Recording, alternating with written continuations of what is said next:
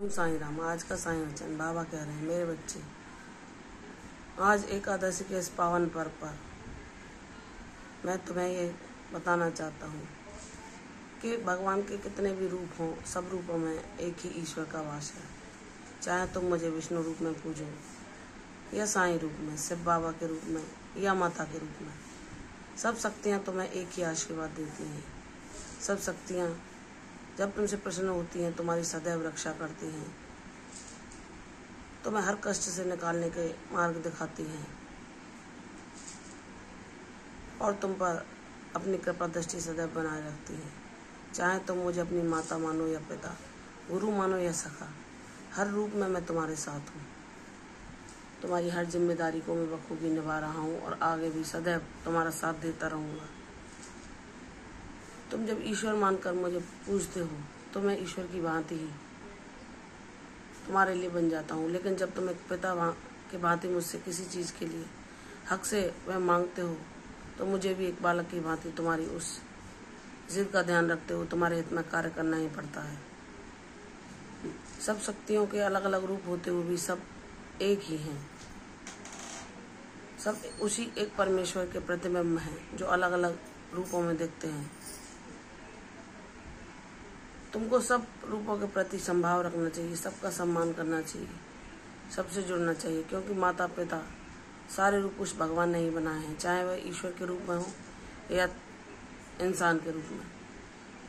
जब हम उनको सम्मानपूर्वक और प्रेम पूर्वक पुकारते हैं, उनसे अपनी रक्षा की, दया की, अपने समस्याओं को दूर करने की प्रार्थना करते हैं, तो वह हम पर कृपा अवश्य करते हैं।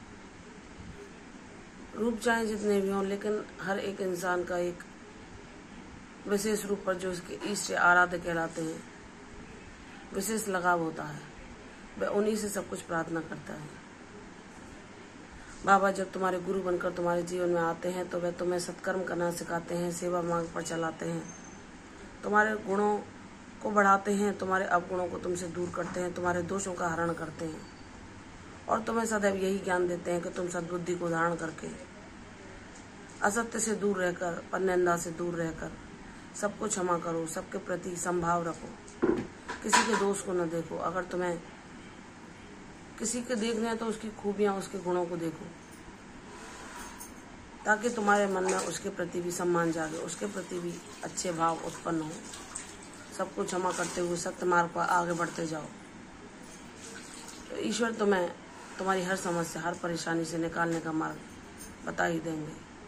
जो मुझ पर विश्वास करता है, मैं सदैव उसके साथ रहता हूँ। उसकी हर परेशानी मेरी होती है। तो जब तुमने अपने सद्गुरु से नाता जोड़ा है तो सब कुछ मेरे चरणों में समर्पण करके मुझ पर छोड़ दो। जब तुम गुरुवार के आने की प्रतीक्षा करते हो, क्योंकि वह तुम्हारे गुरु का दिन है, तुम्हारे इष्ट, तुम्हारे आराध्य का दिन है, और प्रसन्नतापूर्वक सभी कार्यों को संपन्न करते हो और बाबा से मिलने के लिए भी बेचैन रहते हो कि कब तुम उनके मंदिर जाओ, उनके दर्शन करो। तो मेरे बच्चे, अगर तुम मंदिर नहीं भी आ पाते तो मैं हर पल तुम्हारे साथ रहता हूँ। तुम मेरे दिखाए मार्ग पर चलते हो तो वही मेरी सच्ची पूजा है, जिसे मैं स्वीकार करता हूँ। तुम अपने सारे अपराधों और कष्टों के लिए मुझसे क्षमा मांगते हो, अपने दुखों को दूर करने की मुझसे प्रार्थना करते हो, तो मैं तुम्हारे जीवन में अपने आशीर्वाद भेजने के लिए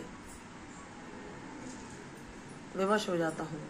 क्योंकि जब तुम्हारी आशापूर्ण दृष्टि सदैव मुझे ही देखती है, एक पिता की भांति, एक माता की भांति, तुम मुझसे ही सदैव अपना संरक्षण चाहते हो, तो मुझे सदैव तुम्हारा गुरु, पिता, माता, सखा बनकर तुम्हारे साथ हमेशा रहना पड़ता है। इसलिए सब चीज़ों की चिंताओं को त्याग कर समर्पित भाव से अपने गुरु के शरणागत हो जाओ। उनका नाम जाप करो, ध्यान करो, जिससे तुम उनकी ऊर्जा को अधिक से अधिक संग्रह कर सको और उदासी और निराशा से दूर रह सको। हर परिस्थिति में सम रहने का ज्ञान हमें गुरु ही देते हैं। वही सबरी करना सिखाते हैं, वही शक्ति देते हैं उन कष्टों को सहन करने की जो हमारी शक्ति से परे है। तो मुझ पर विश्वास करो, तुम सद्बुद्धि को धारण करके भक्ति के मार्ग पर इतने आगे जाओगे कि तुम अपने जीवन की निराशा के साथ साथ दूसरों के जीवन की निराशा को भी दूर करने में कामयाब हो पाओगे। मेरा आशीर्वाद सदैव तुम पर है। मेरी कृपा दृष्टि सदैव तुम पर बनी रहेगी। तुम्हारे जीवन में सब कुछ अच्छा होगा, सब कुछ शांति में, सुख में, समृद्धि में होगा। मुझ पर विश्वास करो। तुम्हारा सुनहरा समय अब शुरू हो चुका है। तुम्हारे जीवन से दुख और कष्ट सदैव के लिए विदा हो चुके हैं। सुख, शांति, समृद्धि तुम्हारे जीवन में स्थिरता से वास करेगी। प्रसन्न हो जाओ, खुशी के दिनों का स्वागत करो, परम सुखी रहो, यशस्वी हो। कल फिर आऊंगी साईं वचन के साथ। तब तक के लिए ओम साई राम।